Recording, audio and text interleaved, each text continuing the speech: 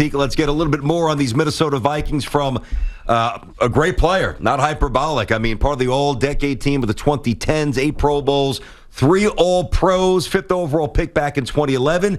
Got a pretty good podcast as well with our buddy Brian McFadden, all things covered.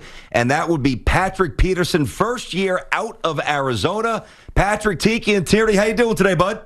I'm doing great, and yourself? Awesome, man. Listen, the podcast, we like McFadden quite a bit, so we like what you guys are doing on the podcast. But we want to see something from these Vikings. It's like the last couple of years they fooled us a little bit. You're obviously new there. What is it like to play for one organization, their tendencies, their beliefs, their conviction, go into a totally different building with a different maybe philosophy and way of doing business? That's got to be tough. What are you seeing in the building? What's it feel like in Minnesota right now to you? For the most part, everybody is extremely focused. Everybody is extremely dialed in and focusing on, the task at hand. And that's trying to win as many games as we can to win, not only win the division, but get into the playoffs, and follow in from there. So, we got a great roster, got a great mix of veterans and young guys on both sides of the ball. Now it's just up to us to go out there and do the work. Yeah, and Patrick, one of the things about going to a new team, as BT mentioned, is that all the relationships are new, and it's like you're not a rookie because you've been around for so long now, a decade in the NFL. Was it hard for you as it wound down in Arizona? It kind of felt like the writing was on the wall for a couple of years, but was it hard for you to exit Arizona and now get on to the new place? It was definitely hard to leave Arizona because I felt like I was one of those guys that can, help contribute to the organization's success. Obviously, you always want to be a guy, especially being there for that long. Always wanted to be a guy that is all is well, win a championship with the team that drafted you. But obviously that didn't happen. And moving on to Minnesota, I fell right in. I love the game, and football is football. I know the type of person I am. I know everyone, gradually, gather themselves around me. I know I'm a high energy guy. I know what I bring to the table each and every day. And I was just myself for the most part. So I wasn't anything different at all because I know what it takes, to not only stay focused, but be able to be a great leader in the locker room and lead by an example. I don't doubt that. We don't doubt that. That's been your MO really from day one. A great player, but also a great presence. I guess what I struggle with here, we're talking to Patrick Peterson, new corner for the Vikings with us here on Tiki and Tierney. My struggle trying to get a sense of who the Vikings will be this year. I don't yet know if I know what the true identity of the team is. Like, you can close your eyes, like Seattle, Russell Wilson. Like, there's just certain things jump out. The Steelers, they have a certain style. Dallas, you would think they're going to score a lot of points. When I look at the Vikings, I know that there's the makings of a really good defense. KIRK could put some points on the board, some limitations, but a good player. But I don't know what the identity is. What do you think the identity is of the Vikings? Or what it will be? Well, I feel that we're going to be a complete team, having the offense, being able, hopefully that they be able to replicate what they was able to do last year. Obviously the defense didn't hold up very well, being 29th in the league overall.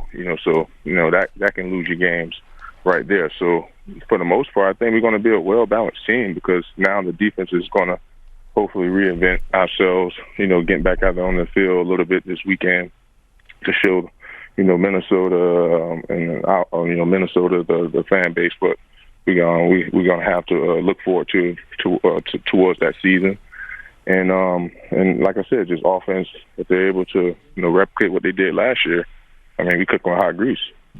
Patrick, when you came to this team, I'm sure you had conversations with Coach Zimmer, and we know what his reputation is. He's very, disciplined and discipline-minded and straightforward. He's a straight shooter. But when you came to this team, what did he say to you from an expectation standpoint? What does he expect from you as a veteran who's had so much success in this league to help bring to this defense that they were missing last year? Man, all Coach said is he expect me to be me. Just come in here and be me. Like you said, my reputation, what I bring to the table, speaking with other, people around the league. It should just be you. And it was just simple as that. And that's what I am doing right now thus far, throughout training camp. I feel like we're taking great strides throughout training camp. So I'm excited to see how we're going to play for them for however long we play Saturday. So would you say that all you have to do is be you? That's the expectation from Coach Zimmer. I certainly understand what you mean, but and by no means is this a knock because you've had a Hall of Fame career. But that position, I mean, that's one where you lose a tenth of a second, things could change. You're 31, going on 32. I'm not saying you're old. Certainly not saying you're done. I'm not saying that at all. But are you still you from say 4 years ago? Are you still bringing that to the table?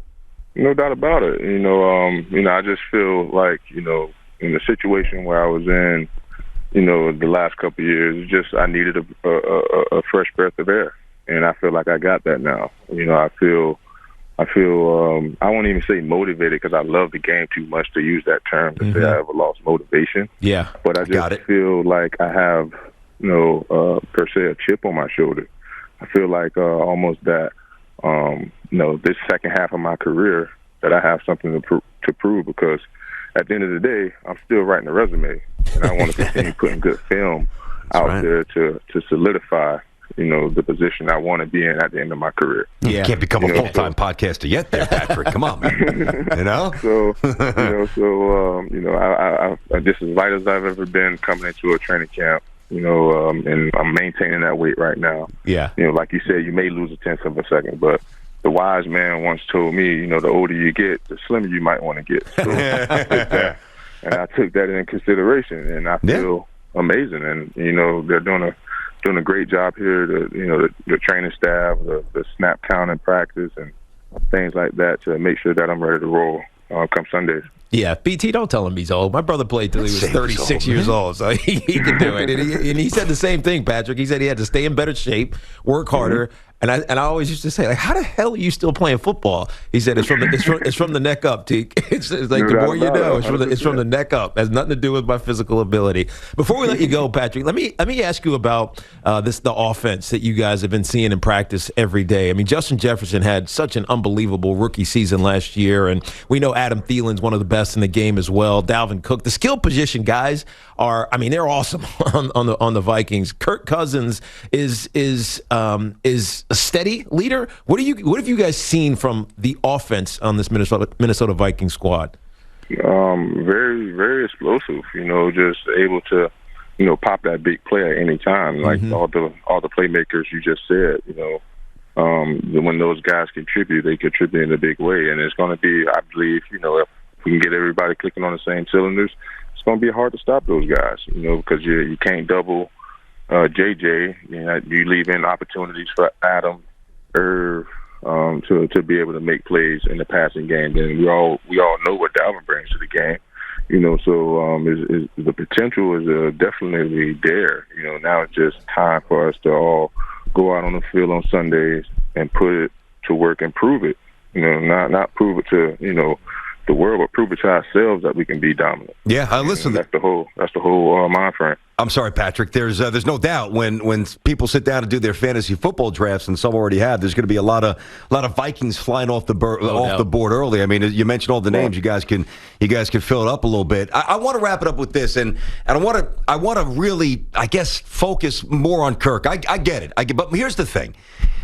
When you do a podcast or a radio show, like the most intense, dissected subject is quarterback play, right, Teak? Always. We have talked about Kirk going back to his days in Washington, obviously now with the big money with the Vikings, and I've always said, and I mean this, I've said, hey, listen, if I turn to my right and I see Kirk Cousins in church, and right, Teak, and he's got like the big gold plate and he wants money, I'm going to give him my wallet because he strikes me as one, and we've had him on the show, one of the nicest people on the planet. Like, I don't think he'd hurt a fly.